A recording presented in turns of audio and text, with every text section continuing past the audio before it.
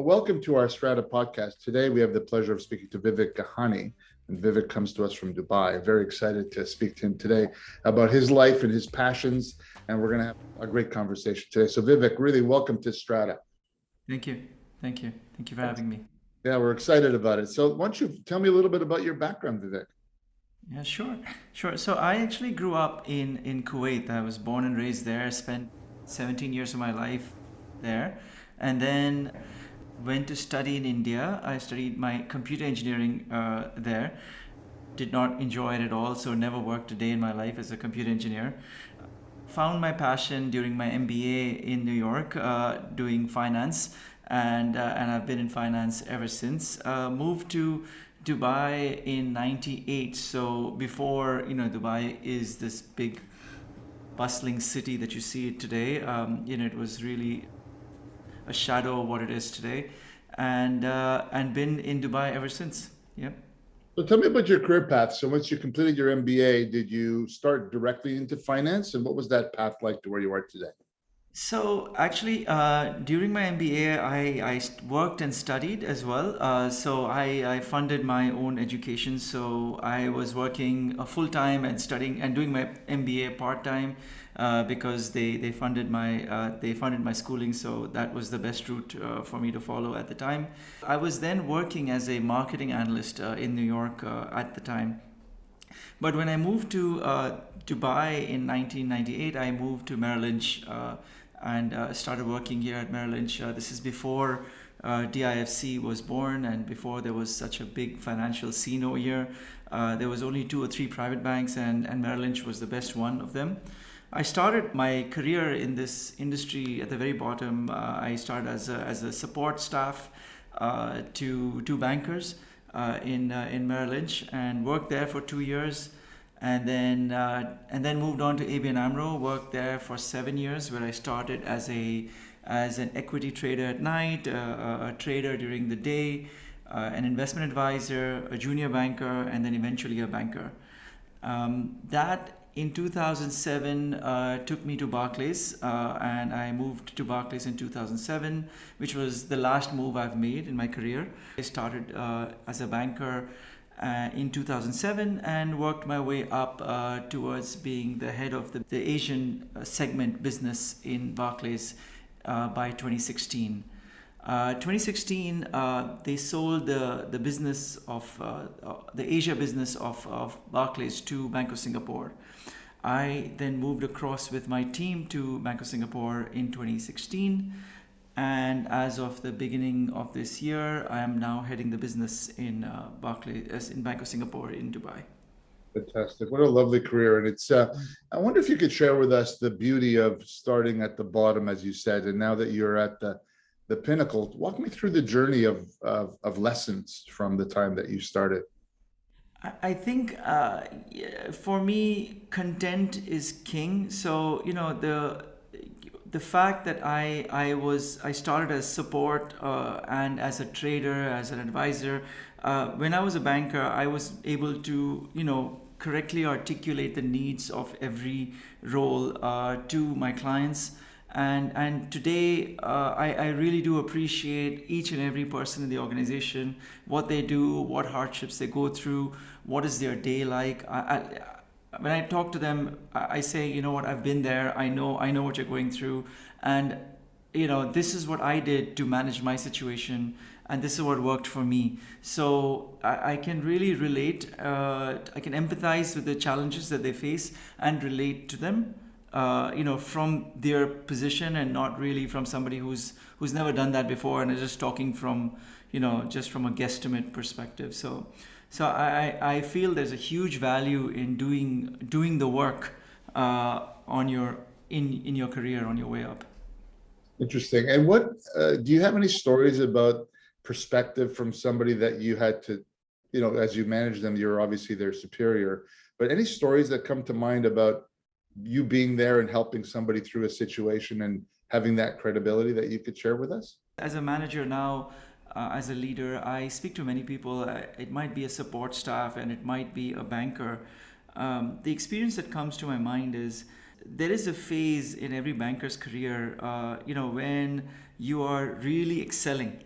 There's a real drive, and there's the wind beneath your wings almost, and there's so much business coming towards you, and and that, you can see the rainbow on the horizon, and you know that if you put all this business together, uh, you will really, really excel and dominate the field.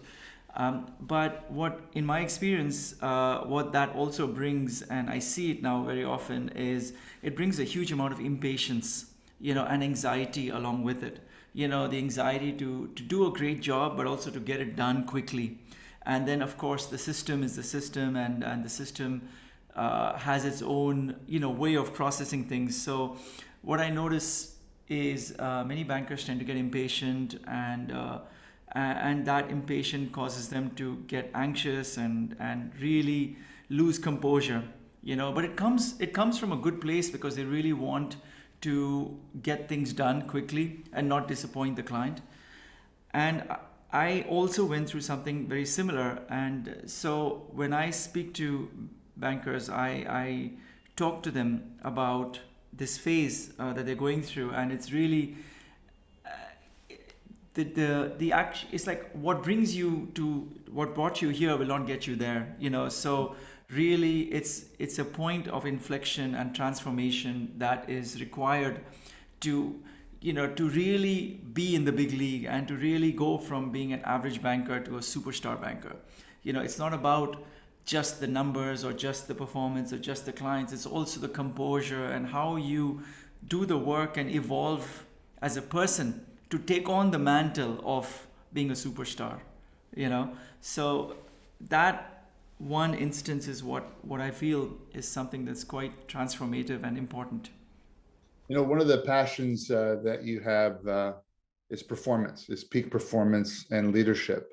And as you're describing the story about bankers having inflection point, you're really illustrating that performance isn't a linear line to get to that place.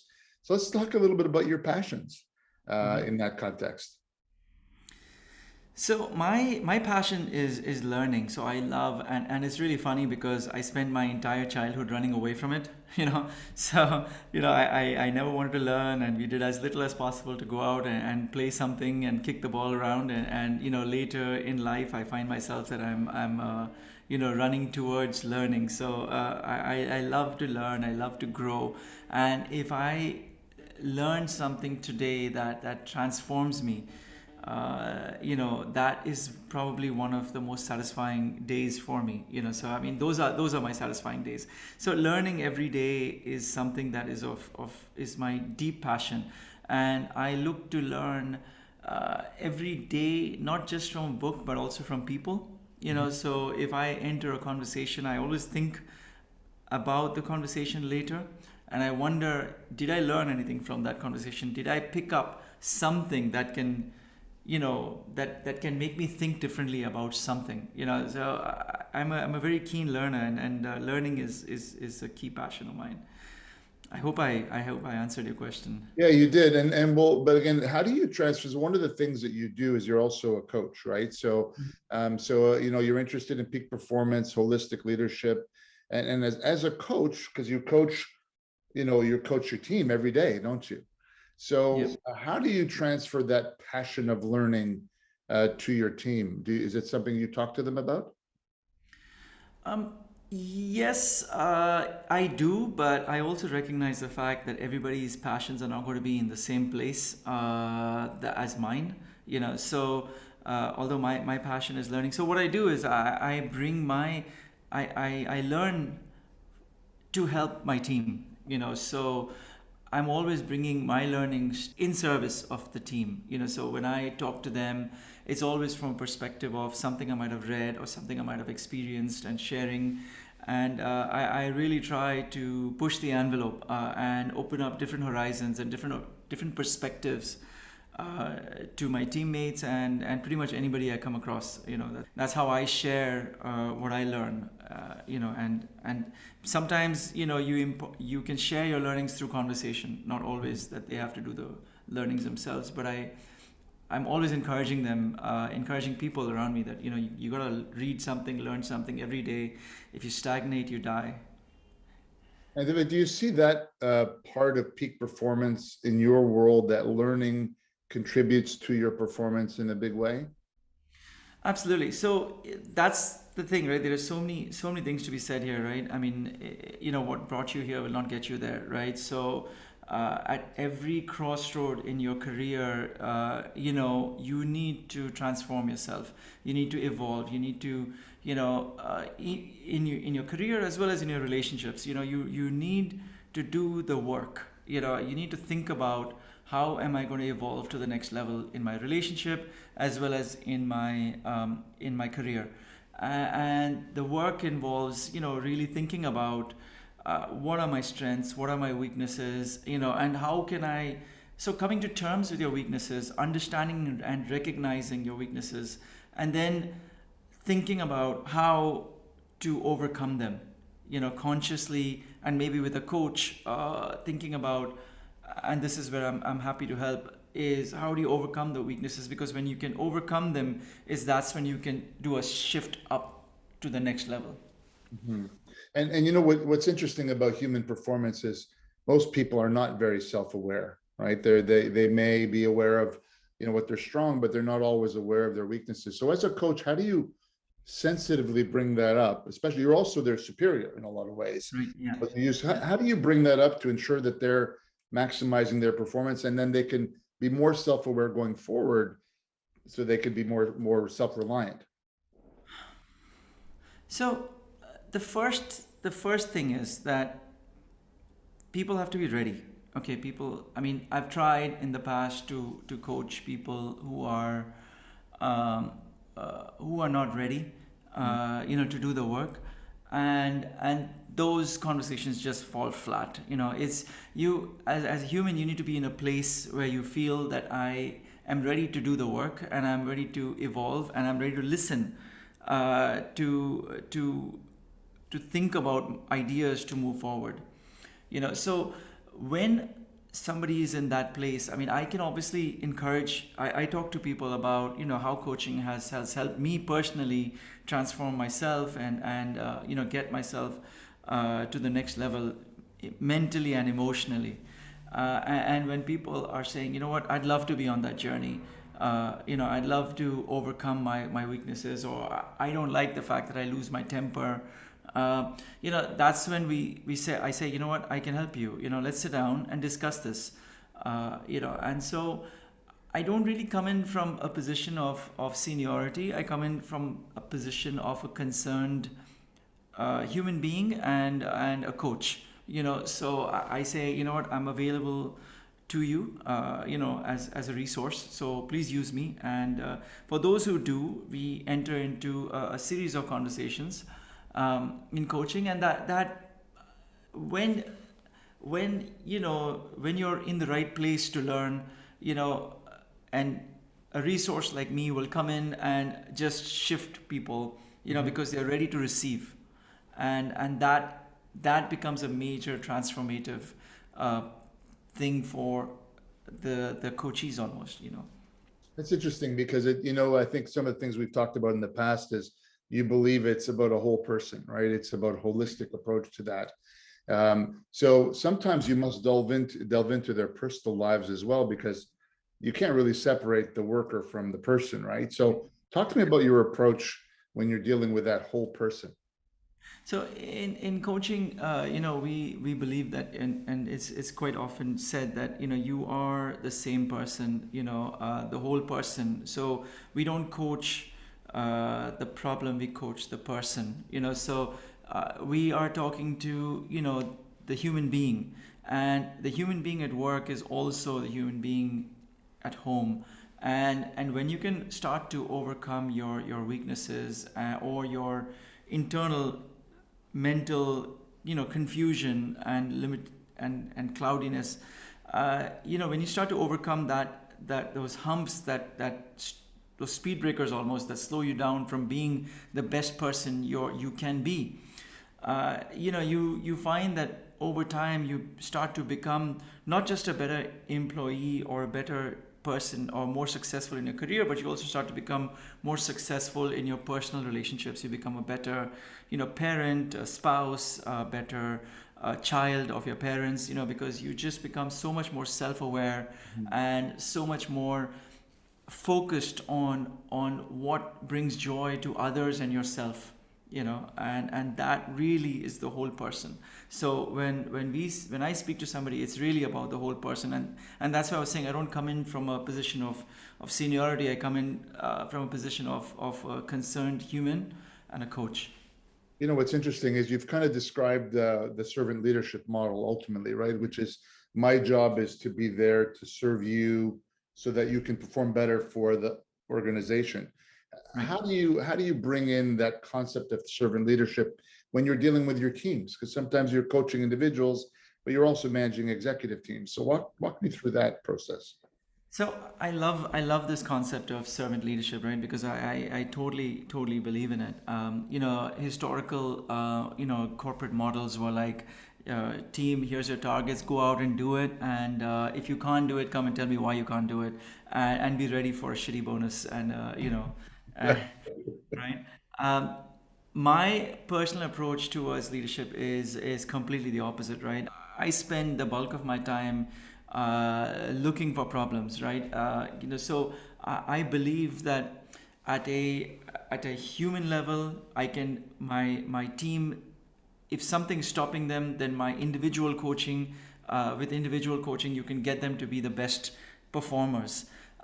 If systematically something is stopping them, then I can fix the system, right? So I'm always, problem solving. I think myself as a problem solver in chief, not the leader of the organization. So I think of myself as, if I can solve these problems and kind of clear the pathway for these guys, and the team is at peak performance, then the business is at peak performance, and the numbers are just a byproduct. Numbers just come, once everything is working and flowing and there's a massive positive flow of energy, then the business and the numbers are a byproduct, and that's my belief. It's a beautiful way to think about business, because you use the word joy, and I don't want to forget that word. That at the end of the day, as human beings, we all seek joy in our relationships, and you've been able to build, I guess the right word is culture, isn't it? Mhm. A culture within the bank that allows people the freedom to have those conversations. Now, walk me through, do you see those conversations happening between employees because of the work that you've set up in the culture, so that they're now supporting each other? Is it there yet? Is that where you want to go? Talk to me about that a little bit. So you started with the word joy. It's really weird.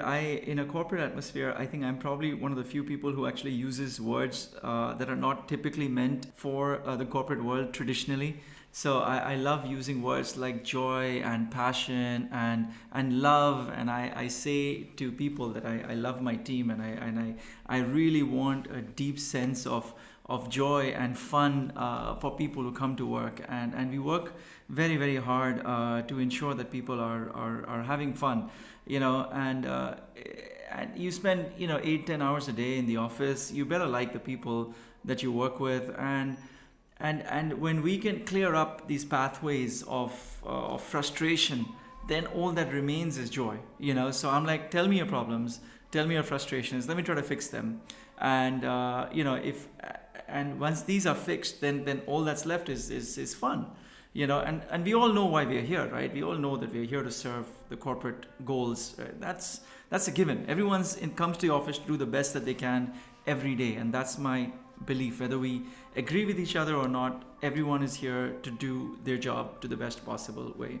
So if we can do it in a place where we respect each other and respect each other's views, and are not sitting in a place where there's no information flowing, and when you create transparency, transparency removes a lot of the gossip, and once there is transparency of information and data, then people start to really relate to each other at a human level, you know and then the culture starts to flow, and the energy starts to flow, and people start having a good time. Wow, this is a great place to end our conversation today, because we really touched on the key things that kind of make you tick. The peak performance, the whole person in business and life, joy. and really building a culture of not only transparency, but ultimately performance, which is what you're paid to do, but you have a path, I'll call it a human path to success. And so we're going to be talking about that in several videos coming up that are going to allow you to kind of share some of your stories with the people that are interested in your stories. But I have one last question for you. Where did you get that background? Yeah. So cool. Yeah, this is my kids' room background. So we had somebody, an artist, come in and do this for us. And as you can see, I don't know if it shows here. It shows here family first, which is Yeah, and I love it. that's quite a that's the motto of our family. We're family first, you know. So I Love don't it. know if you can see I see it. it. Yeah, no, that's perfect. You know what, it's funny, it's family first, but it's people first in your business too. Yes, So absolutely. it's the people are the one that drive the performance, and you've got that focus and you've got that family focus. And we're so excited to kind of share the next set of videos with the group. But this is the introduction of Vivek to the world. So we're excited about that. And Vivek, thanks for spending time with us today. And we'll look forward to Thanks so talking to you much. next video. Okay, talk soon. It's a good conversation. Thank you. Ladies and gentlemen, the camera